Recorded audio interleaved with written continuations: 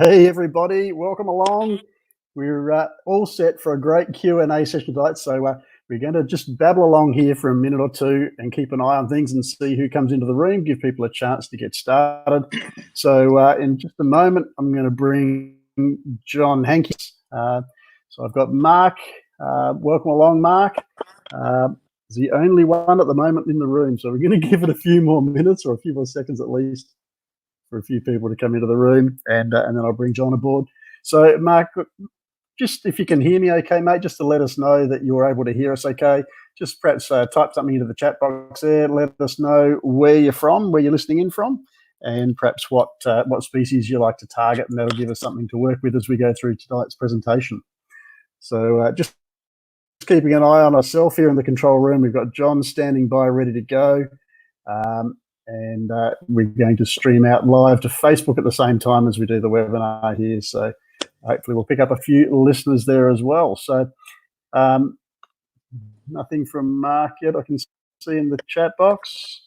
Can you hear me okay, Mark? All right, look, what we might do, I guess we'll continue to stall for a moment. John, maybe I'll bring John on and introduce him and we can have a bit of a chat.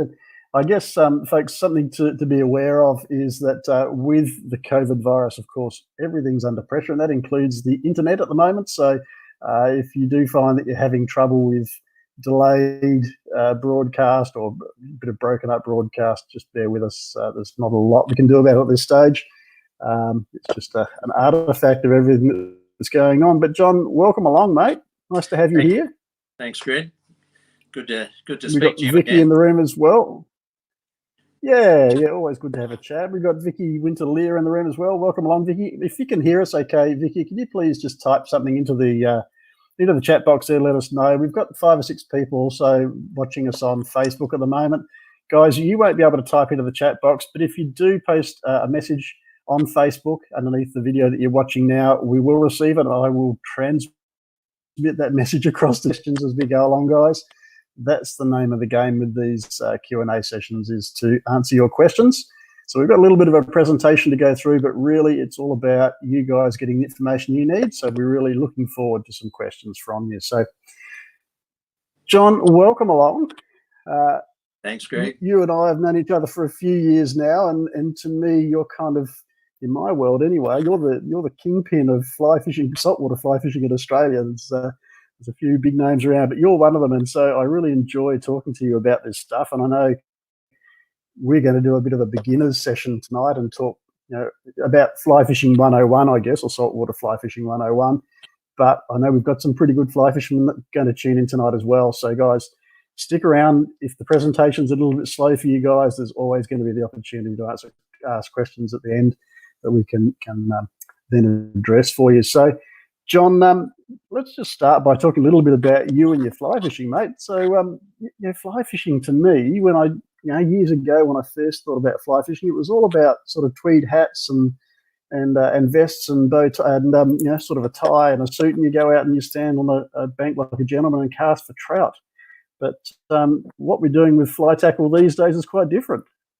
Yes, we've come a long way since those days, Greg.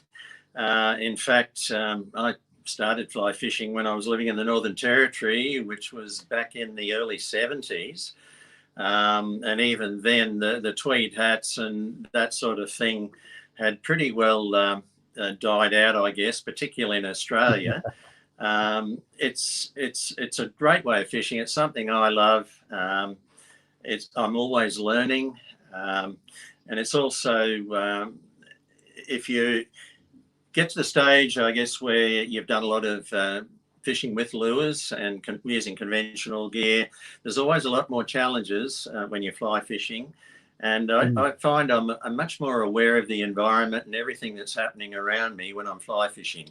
I'm very much in tune with what's going on. And that's one of the great things I love about it. I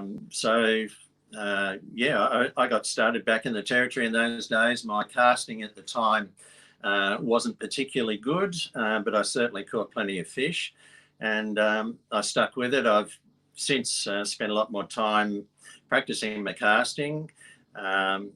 one tip I would have for anyone starting out is, if you get some advice from a casting instructor. Hey, John? Hello, are you still there, Greg? Might have dropped out. Yeah, we're dropping in and out, John. I lost you for a second, but I've got you back again. So okay. Yeah, one bit of advice I would give anyone who's starting out particularly is to try and get a bit of tuition from a casting instructor. Just get the basics of how to cast, because it can be very frustrating if you find you're struggling to get your distance with casting and your accuracy. And once you understand those basics, it is much easier. And if you pick up bad habits from the start, trying to teach yourself, quite often they're very hard to get rid of. So yeah, I didn't have that luxury when I started out. In fact, there weren't any casting instructors around back in those days. But I read books, and these days you can certainly get onto YouTube and get a lot of information on casting, as well as tying flies and everything else to do with the sport. But particularly the casting, even though there's a lot of good info on YouTube, you're really better off just trying to get some advice and a few lessons from somebody who really does know how to cast, and it can save you quite a bit of frustration in the long run. Yeah. It's the same with any kind of fishing, of course, and even for those who are getting started with spin gear or bait cast gear, it doesn't hurt to get out with somebody who's got a few years experience under their belt and get a few tips. But certainly fly casting is a little bit different, and we'll talk about that a little bit more as we go along, of course. So exactly, John, in terms of species, I mean, the classic fly fishing targets, of course, for the salmon, it's the brown trout, the rainbow trout, the various salmon species. We don't have too many of those in Australia. We've got the trout, of course, but they're introduced. But we're talking here saltwater fly, and we're talking all around Australia. So what are the species that you can go after with a fly? There's really no limit to the species you chase on fly. Anything you can catch on conventional gear, you can certainly catch on fly. The flies imitate whatever the fish you're targeting are feeding on. You can tie little tiny shrimp patterns. You can tie minnow style patterns. There are crab flies. So really it's limitless what you can turn a fly into, and you can really imitate anything the fish are feeding on. And you can actually catch anything from whiting through to marlin on fly. In the saltwater side of things, the tropical species these days that I tend to chase more than anything are the fish that are in shallow water on the flats. But having said that, if you're using a fast sink line and a fairly heavy fly, you can get down to any depth you want. So there's really no restrictions on what species you chase. And my advice would be to anyone taking it up, wherever you happen to live and whatever species you normally chase, if you do take up fly fishing, then stick with that species, because you'll know their habits, you'll know what they feed on. And it's just a matter of getting the fly in front of those fish and have a fly that matches what they normally feed on. So if you live out in the western areas and you want to chase Murray cod, for instance, stick with Murray cod. There are plenty of surface flies and subsurface flies around that cod will eat, and they're actually a very exciting fish to catch, particularly on the surface. But if you live near an estuary system and you've got bream and whiting available to you there, you can certainly catch any of those species on fly. Yeah, I think earlier on in at the start of the presentation, you said if you're already doing bait fishing or you're already doing lure fishing and you want an extra challenge where you can pick up the fly rod and try targeting those species on a fly. But it's also probably fair to say that there are a few species that you're just not going to get them on bait, or you might get them on bait. You're not going to get them on lures, but you may get them on flies. So I'm thinking things like permit and those bonefish, that can be quite challenging on lures. They're quite challenging on flies as well, but you've got a much better chance with a fly. So can you talk us through some of those? Yeah, the great thing about fly fishing, fly will often outfish conventional gear. I've fished with people using conventional gear at the same time, and at times fly will definitely outfish that conventional gear. And often when that happens, it's because you can get a much better presentation with fly. And if you're fishing shallow water, if you're fishing to spooky fish in clear shallow water particularly, fly is without a doubt the best way of catching them. A lot of those species can be caught on bait as well, but if most of that style of fishing for banefish, permit, golden trevally, you're working the very shallow flats. I find it the most exciting way to fish. You can see the fish before you cast to them. They're often very spooky because they'll come in on the flats on the incoming tide, but because they're most of them are species that live on the flats and feed on the flats, they wouldn't survive if they weren't spooky. So they're very wary, and being able to cast a fly at them is the best way of actually targeting them, because you can get an excellent presentation. You can use a very fine light leader, particularly say for species like banefish. And the little shrimp patterns and gotchas and crazy charlies that we use for banefish imitate the little shrimps that they're feeding on. If we're fishing for permit, for instance, we're using bigger flies, quite often crab flies. You're using a slightly heavier fly, but you can still get a very good presentation, very natural presentation when you're casting with a fly rod. So in a situation like that particularly, fly will usually outfish conventional gear. And aside from... yeah, sorry, Greg. That's okay. Keep going. Yeah, aside from those, the species that a lot of people do and people associate, tarpon, golden trevally, for instance, permit, bonefish. Aside from those species, which I guess for a lot of people are the ultimate challenge, you can fish for a lot of other species on the flats as well. You can fish for bream, you can fish for flathead. So again, if you're fishing shallow, clear water particularly, for bream and fish that can be quite spooky, you'll get a much better presentation if you're using fly. Yeah. All right, John, look, what we're going to do this evening, this is really a beginner's fly fishing, saltwater fly fishing session. So what we're going to do is try and narrow it down, because as with any form of fishing, you kind of got a couple of options. You can get started with a basic kit. You can go out and target a few bread and butter species that are available to and accessible to most people.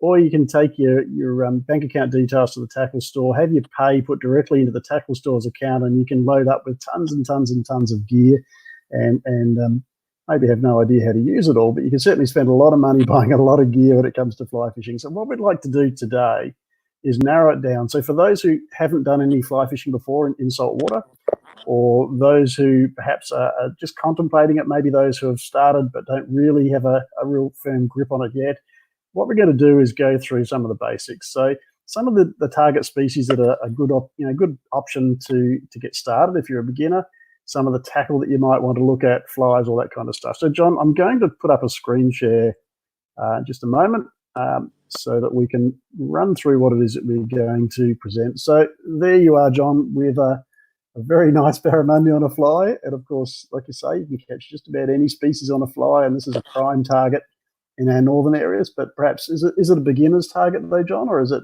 probably a little bit more advanced? Well, again, if you live in the tropics and you normally fish for barramundi, that's the species that I would start targeting if you haven't fished with fly before, because you know that species, you know how you've caught them before, you know where to find them. So rather than start looking for new species, I think for anyone starting out fly fishing, they're much better off targeting the species they would normally fish for. But having said that, for anyone really starting out, one of the great things that's happened fairly recently, or over the past few years anyway, you can now buy very good quality saltwater or freshwater fly gear at a reasonable price. It used to be, a lot of the gear used to be very expensive, but there is some very reasonably priced top quality gear around these days as far as rods and reels go. there are, I'll mention a couple of brands. Reddington, for instance, have got very good quality gear, rods and reels, that is very reasonably priced. And you can buy a combo kit, or you can buy a rod and a reel. That's certainly, you know, if you're looking at a quality spin outfit, for instance, it's not much difference in price. So the prices have come down, and you do get really good quality gear. The main things to look at, if you're buying a rod and reel, for instance, if you're fishing in the saltwater particularly, you need a reel that's going to be corrosion resistant, and you need a reel that'll take quite a bit of backing, and also have a good drag. So they're the things I would look at. And if you go to your local tackle shop, or if you're having a look online for a new reel, that's what I'd be looking at. And a rod and reel around an 8 weight in size is a very good size to start out with. An 8 weight, you can catch a very wide range of species on. 7 or 8 weight. A 7 weight, if you're fishing for smaller species, is a good weight rod and reel to start out with. And as far as rods go, you're better off, it's the same as any style of fishing really. Get the best quality brand that you can find that you can afford. So, and there are some excellent rods around these days that certainly are quite reasonably priced. And aside from the rod and reel, you'll also need a fly line, because the line is one of the most important things when you fly fishing. You don't cast a sinker like you do with a normal spin rod. You're actually casting the line, and it's the line that delivers the fly. So you need to get a good quality line as well. And for anyone starting out, if you get a 7 or 8 weight outfit, rod and reel package, with a floating weight forward line is probably the best to start out with. And you'll find it's reasonably easy to cast, and for most species, unless you're fishing particularly deep water, then that's the best outfit to start out with. Yeah. Okay. So look, what I'll do, John, we do have a bit of a presentation that we've put together. So I'm going to put that up on the screen now. We'll just have a quick whiz through about what we're going to cover this evening. And we've probably touched on some of it already. Yeah. And just bear in mind, folks, as I say, we are having a few issues here with delays and things. So I'm just going to whiz through some of the animations and things, try and keep things moving smoothly for us. So what we're going to talk about, so for those who haven't done much fly fishing, just getting started, we'll talk about the species. So Northern Hemisphere, Southern Hemisphere, what are the basic species that you could start out with that are a good option, that are reasonably accessible. We'll talk a bit more about tackle, so rods, reels, lines, and leaders. John's going to give us a bit of an introduction to saltwater flies. We'll talk a bit more about casting. And John, am I right in saying you're now a casting instructor? Not yet, Greg. I'm not training yet. to be one. You're working on it? Yeah, a few things have been delayed again because of some of the issues that are happening at the moment. But hopefully in October this year, I'll be sitting for my exam and test, and I'll be a fully qualified one then. But yeah, I'm certainly, anyone I'm guiding, I can certainly, give them some tips and give them some help with their casting as well. So anyone that I'm guiding also that hasn't done much fly fishing, I'm more than happy to run through everything you really need to know and give them plenty of tips on the water. Yeah. One thing I didn't mention before, Greg, is if somebody's buying an outfit, you've got your rod and reel, you need backing on the reel, and then your fly line is tied onto the backing. The backing is there so that if you hook a big fish, you've got usually a couple of 100 meters, 150, 200 meters of braid that you can let that fish run with, so that you don't run out of line. But on the other end of the fly line, you've got the leader, which you've just mentioned then. And the leader is normally around 9 feet in length, which is around the length of your fly rod. And it tapers. So you can buy tapered leaders that are already made up. I tend to make up my own leaders, and quite often I'll start with some 40-pound or 30-pound fluorocarbon and taper it down. I'll have a 5-foot length of the butt section, which is around 40 or 30 pound. Then we'll have a 2.5 foot length, 5 foot, 2.5 foot. So you just bring it down in increments, you halve it. 2.5 foot of say 30 if I'm using a 40-pound butt section. And then another couple of feet of 20-pound or 16-pound or whatever you'd normally use for your leader going onto the fly. So the leader is usually, I like using clear leaders because that is what the fish are going to see. And depending on where you're fishing, if you're fishing a floating fly, for instance, you can use a standard monofilament leader. It won't sink as much. If you're using sinking flies, you want them to get down fairly quickly, you can use a fluorocarbon leader, which will, with less diameter, it will help that fly get down faster. So the leader's got quite a bit to do with your fishing and how you want to present that fly as well. There were a couple of other things you mentioned there too, Greg. Yeah, if you could just, mention those again. I got sidetracked a little bit there with the leader, but I thought that was important to mention there. Yeah, no worries. Yeah, and look, we are having a bit of a delay, so folks, if we do talk over each other, we apologise. But every now and then there's a bit of a pause in the conversation, and one of us will speak, and the other one's still speaking. So I do apologise. So, guys, I'm going to put the slides up now, and we'll start to work through some of those. So, John, we're going to start talking about species. So, there's you once again. This time with a bit of a horse of a bonefish. That one, and again, a species that's definitely a great fly fishing target, but not necessarily a beginner species. Probably not a beginner species because there aren't many places in Australia where you can actually fish for them in shallow water. There's a few spots where I've seen them in shallow water, and we see them fairly consistently in central Queensland. But most people that fish for them do travel to a well-known area to fish for them. So it isn't a species that most beginners would start out with. Having said that, there's some pretty good bone fishing in Western Australia as well, but the fish tend to be in slightly deeper water.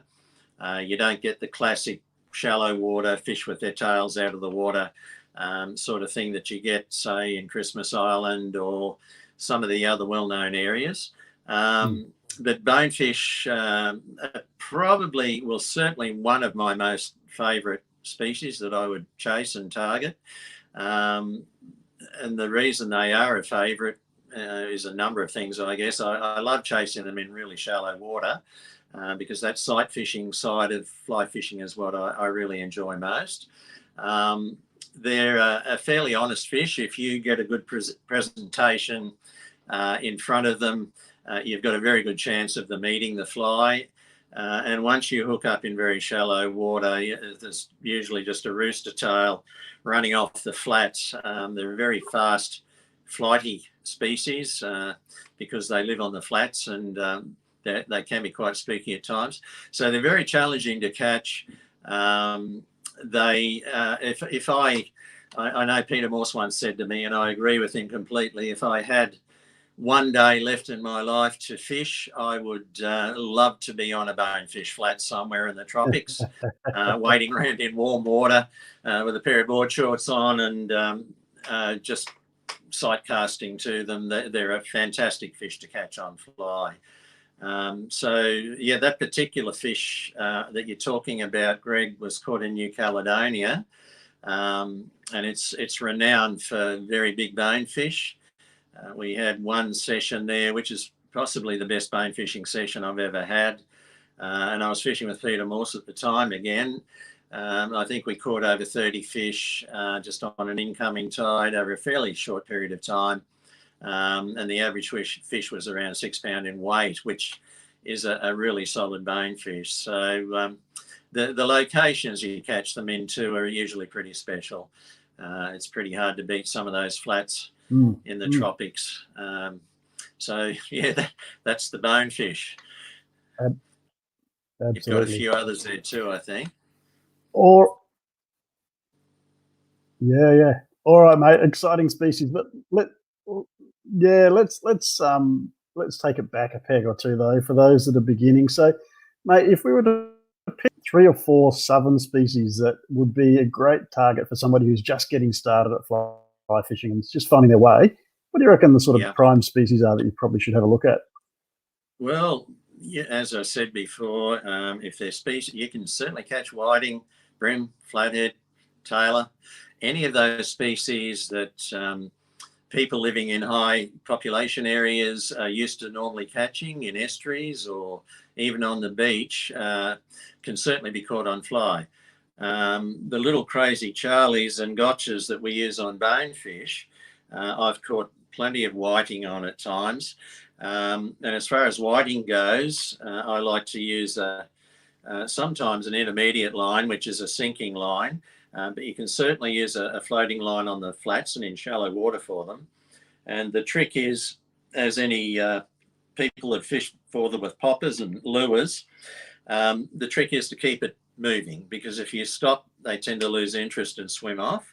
And you can certainly sight fish to whiting on flats, Brisbane, Sydney, Melbourne, North Queensland, wherever you get whiting. You can certainly catch them on fly, and you just scale your leader down. So you're using maybe a 6-pound tippet. Use a small crazy charlie, or you can certainly use little poppers as well on whiting. But the trick is your retrieve. You need to keep it moving. You can't strip it, because in between those strips, they just seem to lose interest and they won't eat the fly. So we use a double-handed method of stripping the line back when we're fishing for whiting by putting the rod under our arm and using both hands to strip the line in. So you've got that constant movement of the fly along the bottom. And if you do that, you'll be surprised at how many whiting you can catch doing that. Other species, and you can catch them on poppers as well, but you've got to keep it moving. Brim, particularly, there's a lot of flies. Again, little bonefish flies like these, clousers, small clousers, poppers, anything you would normally catch brim on, you can use a fly, a similar style of fly, either a surface fly or a sinking fly to catch brim on. They're very spooky at times. Anyone that's fished for them with lures would know what they can be like. But you can certainly catch brim on a 7-weight rod, 8-weight rod. Again, use a light leader. And there's a lot of flies out there. And if you were to have a look at YouTube brim fishing on fly, there would be dozens of different flies you could find on there that brim will eat. Flathead are a pretty easy target on fly. You just fish the same drop-offs, the shallow flats on the incoming tide, the little drains that you would normally fish when you're fishing for flatties. Clousers are a very good fly. I've got a clouser here to use on flathead, and any small minnow, baitfish type patterns. But the clouser's particularly good on flatties. They've got weighted eyes. You can use different weighted eyes depending on how deep the water is. And a fly like that just stripped along the bottom will certainly catch flathead. Tailor. Let me just see if I can get you a bit bigger on the screen there, John, so you can show us that fly. How about I hold it out? I'm going to be able to do that, but yeah, hold it out. That's it. Yeah. Okay, so that's the clouser, is it? That's a clouser. This particular one's on a 1/0 hook, I think. I tied that. They're very easy to tie too if you start getting into fly tying. It's just a matter of having some deer hair or synthetic hair attached to the head of the hook. And you can see the eyes there. You can put different weighted eyes on depending on how quickly you want it to sink. You can use bead chain eyes if you want to fish shallow water and get a very good presentation without that plop spooking the fish, particularly brim. But you can use quite heavy eyes there too to get it down if you're fishing for species like flathead that are going to be on the bottom. I mentioned tailor there before. Tailor aren't particularly fussy, particularly if they're in a good feeding mood, and most flies, little baitfish patterns, clouses, they'll eat just about anything. Obviously, they've got sharp teeth, so you would normally use just a very short length of single strand wire as well. But most of these flies, little minnows, baitfish patterns, tailor will certainly eat. So they're quite an easy species to catch on fly. So there's 3 species there that anyone living close to an estuary system in the southern part of the country could easily target. And fish like that are good species to start out for beginners. You know, they're easily accessible and they're not particularly hard to catch. Okay, so that gives us a great start for the southerners. I know we've got a few northern people who are tuning in today as well. So for those who are fishing up the north, Barramundi obviously was one of the ones we talked about.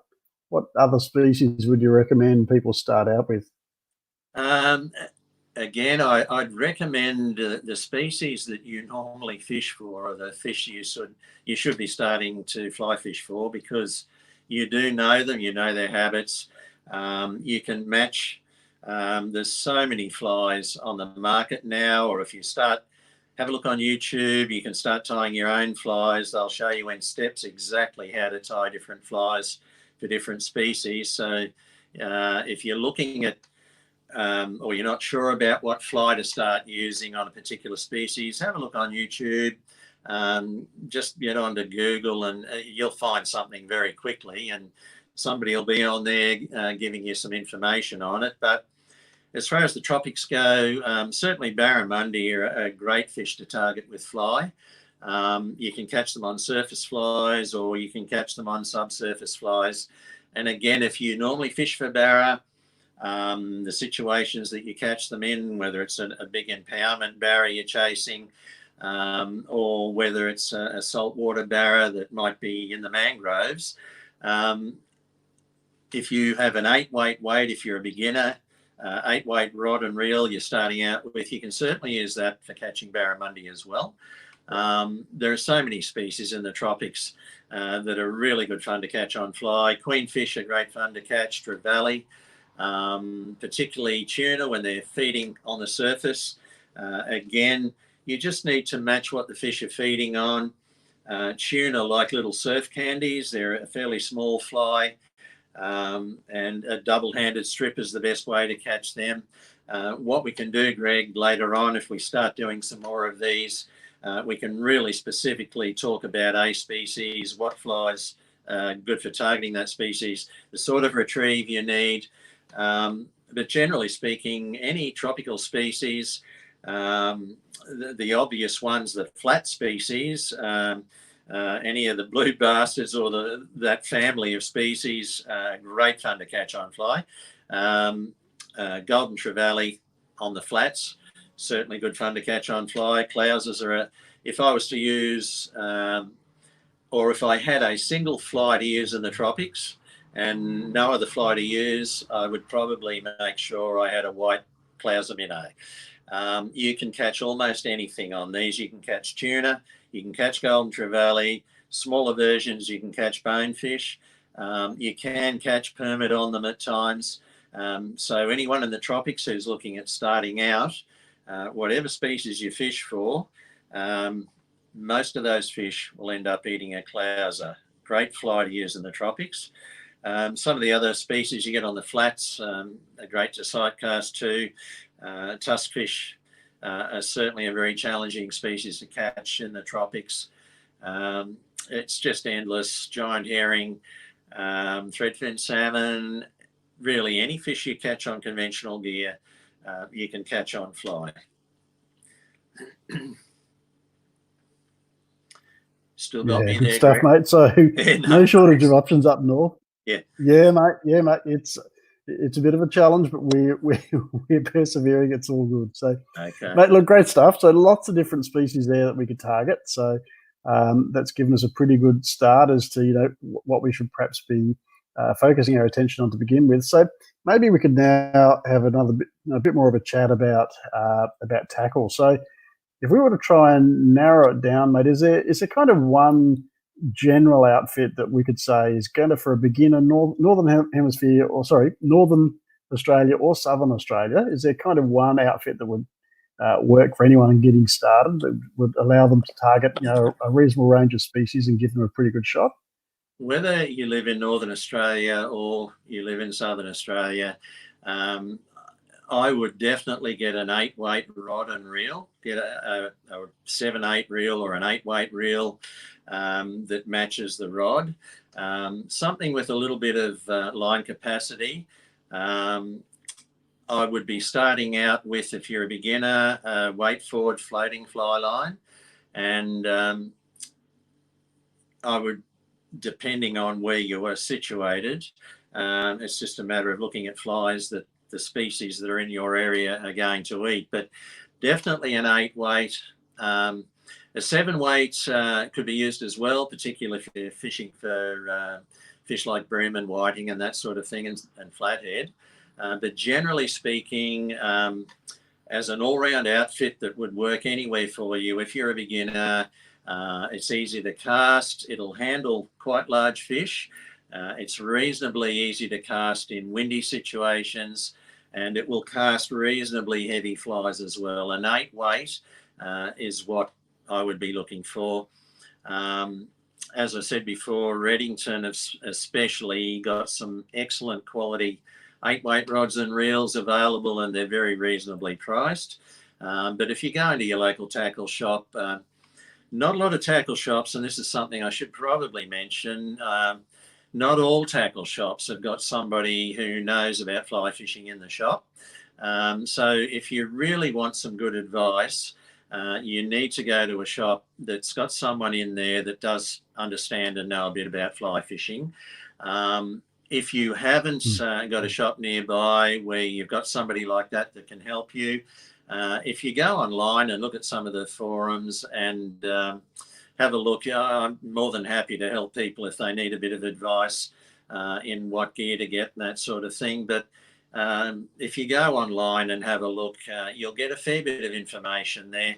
Not all information online is, I guess, some information online, or most information online about fly fishing is very good, but have a look at a variety of different things so that you get a general idea from quite a few people that do fly fish as to what's suitable in your area. So I guess that's the best advice, but certainly an 8-weight rod and reel will cover most or a lot of situations, and it's a great outfit to get started with a weight forward floating line. So John, just for those who are beginners or haven't done any fly fishing before, so there are various, as you said at the start, there are various different styles of fly line. So floating, sinking, fast sinking, very fast sinking, intermediate. So there's all different lines that you can get, sink tips and all sorts of things. Yep. So what you're talking about really is the basic beginner's kit. So that the floating line, that's easy to manage. Yep, that's correct, Greg. And easy to kind of start forward, allows you to punch it out into the wind a bit more and get a bit more distance out of your cast. Is that right? That's correct. Once you start to get into it a bit more, you can certainly, you've got sink tip lines, you've got floating, intermediate, fast sink lines. You can fish very deep water. You can catch coral, trout and reef species with a fly by using a fast sink line and a fly with a bit of weight in it. So, but to start out, generally speaking, you'll find it easier to learn to cast with a weight forward floating line. And for most fishing people will be doing when they start out, a floating line is probably the best way to start. If you start getting into it a bit more, an intermediate line is a very good line to use as well for beginners and people that are starting out as well, because it will give you a slow sink. If you're fishing in deeper water, you can get your fly down to the depth the fish are at. For instance, if you're fishing for bass in an impoundment and they're down, say, 20 feet, your floating line isn't going to get down that deep. So you just need to keep that in mind a little and talk to whoever you're getting the gear from. But if you've got an intermediate line, you can still fish the surface quite easily just by stripping a little faster and not allowing it to sink. The intermediate line will sink slowly. It's not like a fast sink line that will go down very quickly. So it's just a matter of being a bit more patient. If the fish are down 15, 20 feet, putting your cast in there, counting it down until you think it's down that depth, and then starting your retrieve. But to start out, I'd be starting with that floating line. I think that's the best option for people that are really beginning. Then you can start working through your other lines, and once you get a bit of practice at casting, some of the other lines can be a little bit more difficult to cast. So the float is the way to start.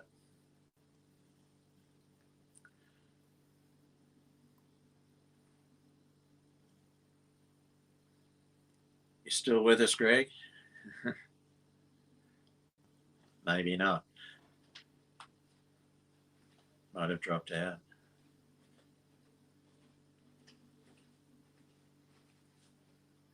Hello. Yeah, good stuff, mate. All right, so sorry, mate. Yeah, it's all right. I'm still here, but yeah, it is trying. There's no doubt about it. All right, mate. So look, great stuff. So we've got a pretty good grounding now. We've got a handful of species, northern and southern, that we can target. We've got a basic outfit, so an 8-weight rod and reel, reel with good line capacity and plenty of backing, weight forward floating fly line. You've talked us a little bit about leaders. We could probably talk a bit more about that, but maybe we'll save that for another session. Mate, let's move on to flies now, because there are just so many options when it comes to saltwater flies. I've put a slide up here. Let me just blow this one up a little bit so we can see the image is a bit clearer. Yeah. So there's a bunch of saltwater flies there, but there's just millions of different saltwater fly patterns around for millions of different applications, I guess. So if we're just getting started and we're not tying our own flies, we're going to go out and buy some. What would you suggest that we start with? It really depends on the species you're chasing. But one little bit of advice I would give, and this goes for people that lure fish as well, you can have a tackle box with 100 lures or flies in it. And to be quite honest, you're probably better off having 1 or 2 that you feel confident with. And I know you've got to catch a few fish on those flies before you start gaining that confidence. But if you initially talk to somebody who does fly fish for the species you're looking at targeting, get online, see if you can find someone who does that. They will have a number of flies that work well. There's so many. If you look here, for instance, you can have popper flies. That one is just like a standard popper. You bloop it. There's any fish that'll take poppers will take one of these. This particular one's got a weed guard on it, so you can actually throw it right up into the mangroves if you want to, strip it back out without your fly getting hooked up, which means your fly's getting right in to the structure, and it's getting right into where the fish are, and you can do that with confidence with most flies that have got a weed guard on. You might miss a few strikes because of the weed guard, although I don't find that's too much of a problem. But even if you do miss a few because of the weed guard, you will get a lot more strikes because you've got confidence to throw that fly right in there amongst the snags, and you'll certainly get a lot more bites. This pink thing is a classic Barramundi, well-known Barramundi fly.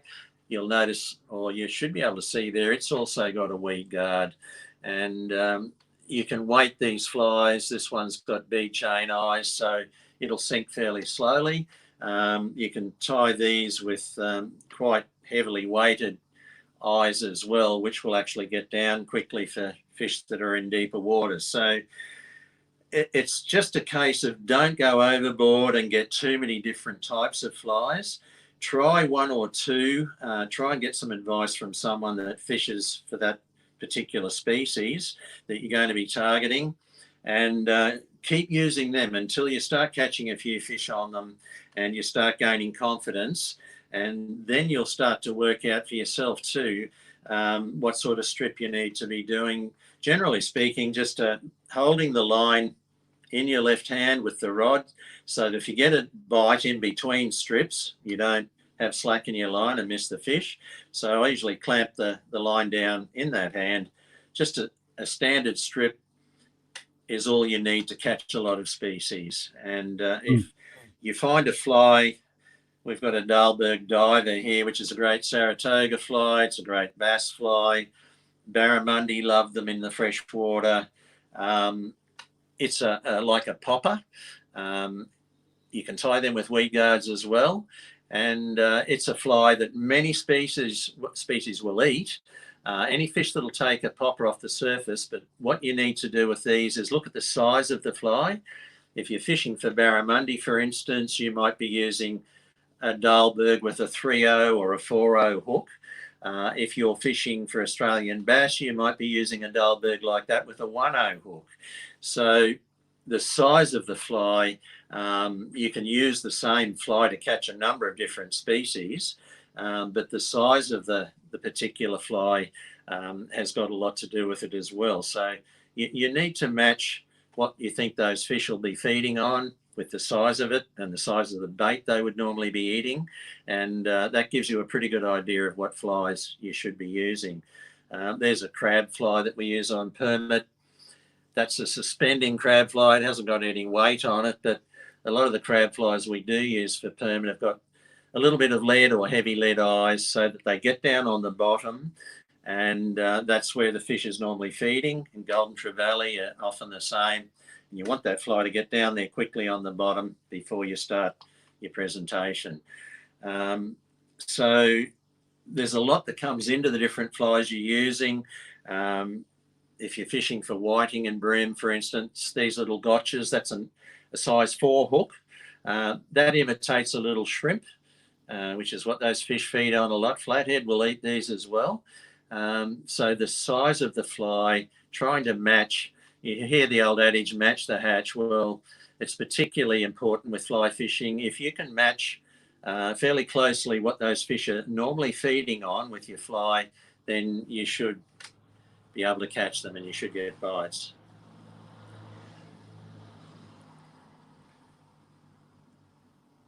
Yeah, good stuff. All right, we're going to keep moving, John, and talk about casting. And look, we've only got a little while, and I know we could spend a whole evening just talking about casting, and there's only so much you can do anyway without actually being somewhere with a rod in your hand and giving it a crack. But could you perhaps give us a few hints for those who are just getting started, picked up the fly rod for the first time, want to learn how to cast a fly? Give us a few tips, mate. The best advice I can give, because it isn't particularly complicated, but you just need to understand the basics. And without a doubt, the best advice I can give is for anyone beginning, really do yourself a favour, find a casting instructor and just get some lessons. Even if you only go once or twice, once you understand those basics and once you've got somebody there with you actually showing what you're doing, if you're making any mistakes, it is much easier. You can go online and look at YouTube. Some of the, or most of the casting instructors that are on YouTube are very good and explain it very well. But there's nothing like actually getting somebody showing you how to hold the rod, where to stop the rod, and giving you all of that advice as a one-on-one, as opposed to watching something on the screen. But the basic things are very much not having slack in your line is one of the most critical things for anyone starting out. If they can practice, you can practice casting in your local park, and you do need to do a bit of practice. You're better off practicing getting your casting skills up to a reasonable standard before you go out on the water, because it can be very frustrating if you've got fish feeding in front of you and you just can't get the distance you need or the accuracy you need. It can be quite frustrating. So get some lessons. That is absolute best advice as far as your casting goes. But if you start teaching yourself, start off with a fairly short amount of line. If you start with, say, 30 feet of line, get it out straight in front of you so there's no slack in it, and just practice lifting that off the ground as a back cast and dropping it back down and trying to get that leader to lay out so you get a nice presentation. One of the biggest mistakes people initially make when they start casting is they'll have a big wide arc with their wrist and their arm, which will open the loop of the line up. And once that happens, you won't get any distance with your cast. Your line will most likely land in a heap in a bunch of grapes on the ground instead of unrolling like it should to get a good presentation.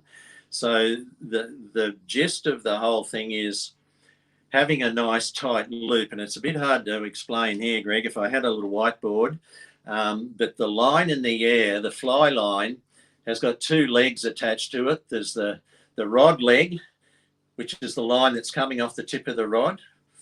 And as you make your back cast and go forward, you will have a fly leg with a fairly pointed, if you've got a good loop, front section of the loop.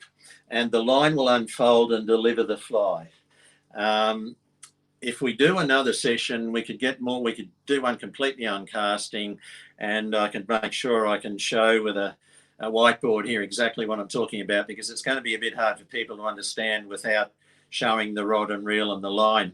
But having a nice tight loop is what casting is all about. And there's a lot of things that come into actually being able to cast that tight loop.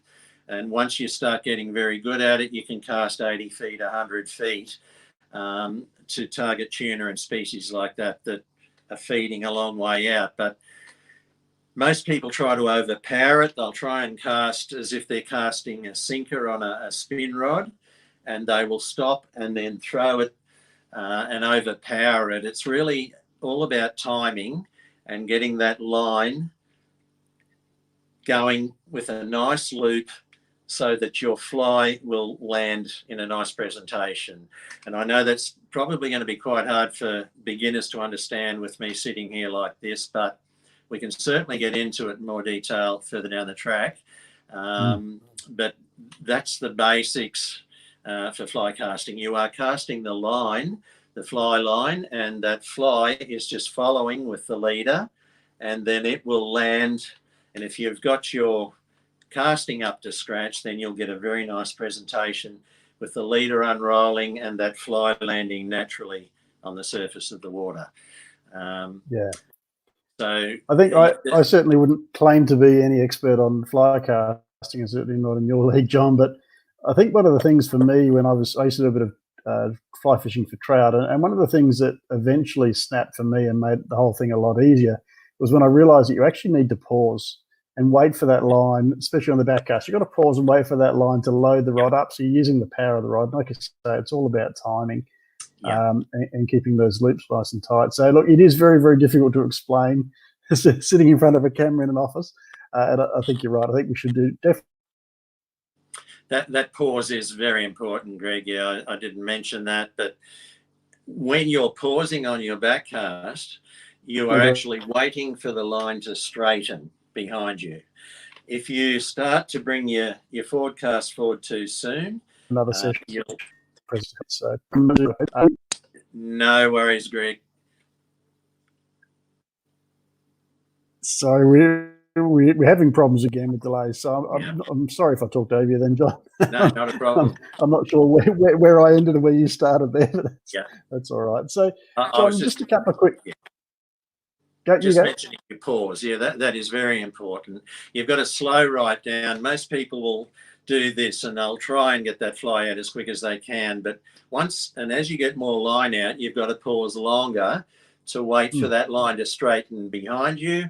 And then on your forward cast, you've got to wait. And the longer your line goes out, the more you've got to pause for that line to straighten.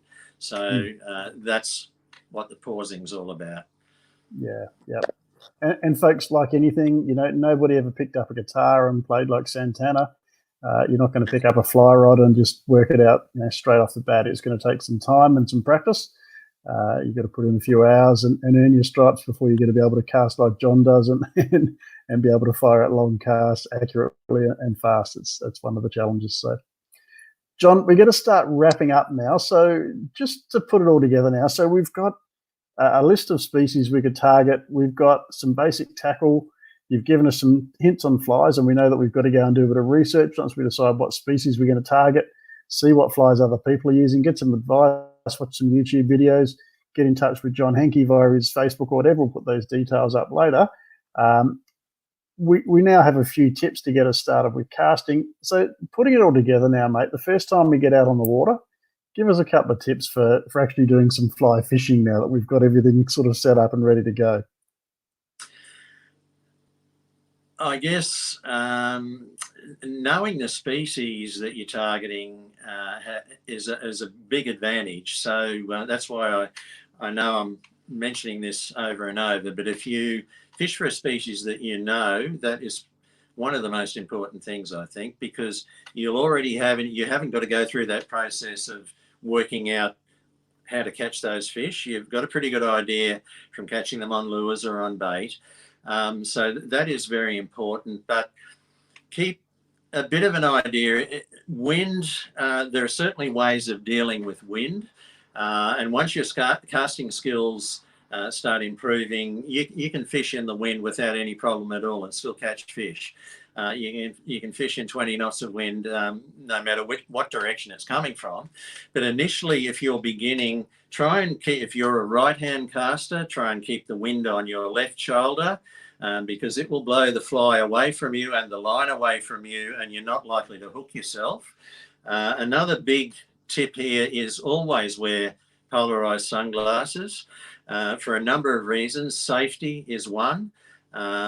I know someone a while ago, I mean, fly fishing isn't a particularly dangerous thing to get into or sport, but make sure you wear polarized sunglasses because particularly when you're learning, that fly comes back, it can hit you in the eye, and you want to have your glasses on. I always wear glasses when I'm fly casting.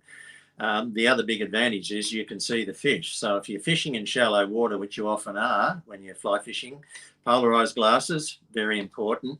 Keep that wind on your left shoulder. If you're a right-hand caster, it'll blow the line away from you and you won't hook yourself in the ear or hit yourself in the eye.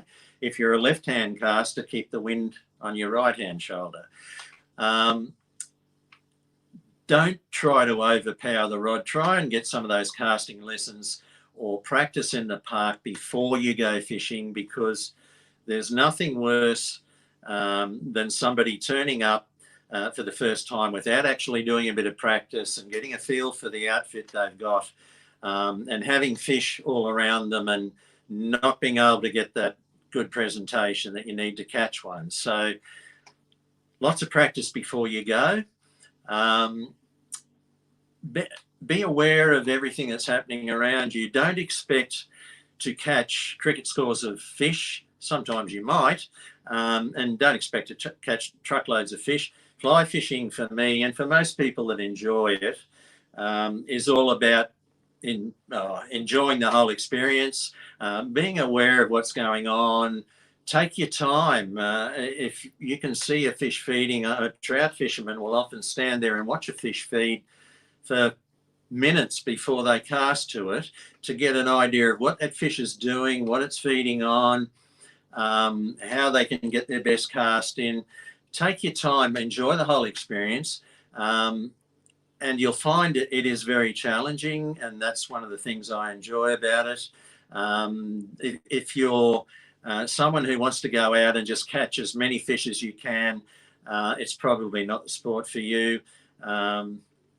It can be very challenging at times, but I'm always learning as far as fly fishing goes, and that's what I really enjoy about it. So I guess there's a few tips there to pick up on, and yeah, get out there and enjoy it. That's the main thing. Yeah, good stuff. Now, mate, I'm not sure if you can see the screen at the moment. I think you're in front of a camera and don't have a screen in front of you. What I've just put up there is a rather impressive truck with a boat hanging off the back of it, mate, and it's got a Fishing Down Under.tv logo there. You want to tell us what that's all about? Well, not that long ago, Peter, my wife and I decided I was running a guiding business in Rockhampton, and I ended up selling the business, and we decided that I'm not getting any younger. We would go on the road and be mobile, and I can still do my guiding. but I can actually spend more time in the really great locations that we have in this country that I love fishing in. So, and as well as that, it's just a nice way to get around. So we bought the truck, we sold our house. We're getting a custom slide-on camper built at the moment to go on the back of the truck, which we're going to live in the future. I'll still be doing some guiding at the moment because of coronavirus. I don't want to date this, but obviously we can't travel too much. But when things settle down again and get back to being reasonably normal, I'll be spending a lot of time in North Queensland, Central and North Queensland, living in the truck and the camper and towing our 5.5 metre sportsman boat, which is set up for fly fishing.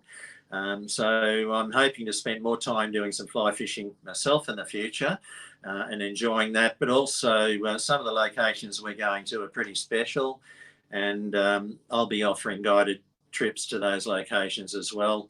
And some of the clients that had booked me before I sold my business are still keen to fish with me once I'm up in mobile. So that's what the truck and the boat's all about, Greg.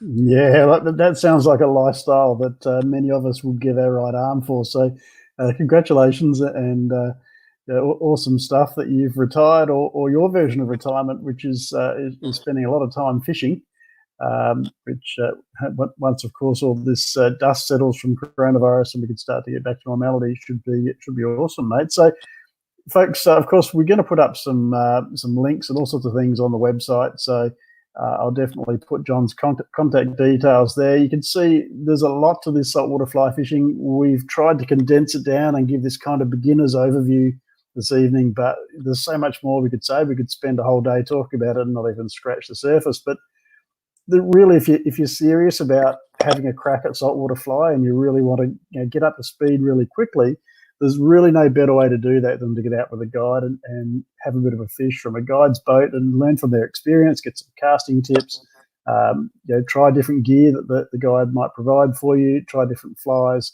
target different species. And John's just the guy to do that. He's been fly fishing for a very long time.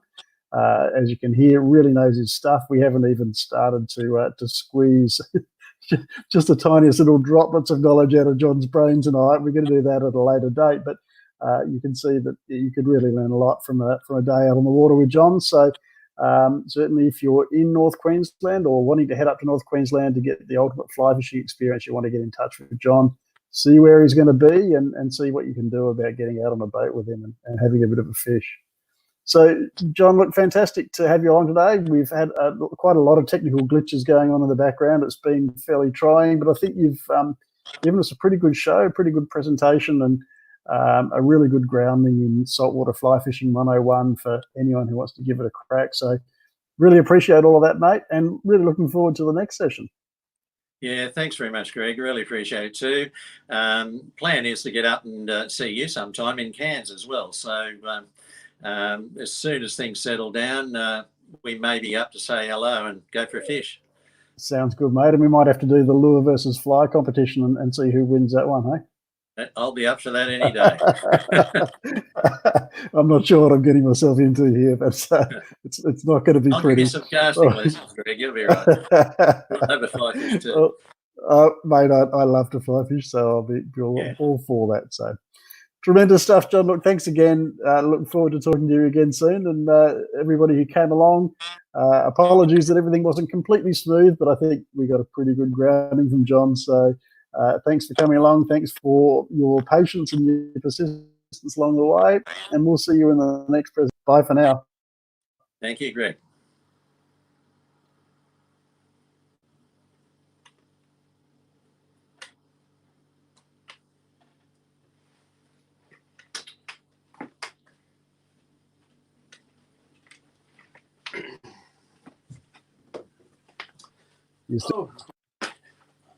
How was that, Pete? That was good.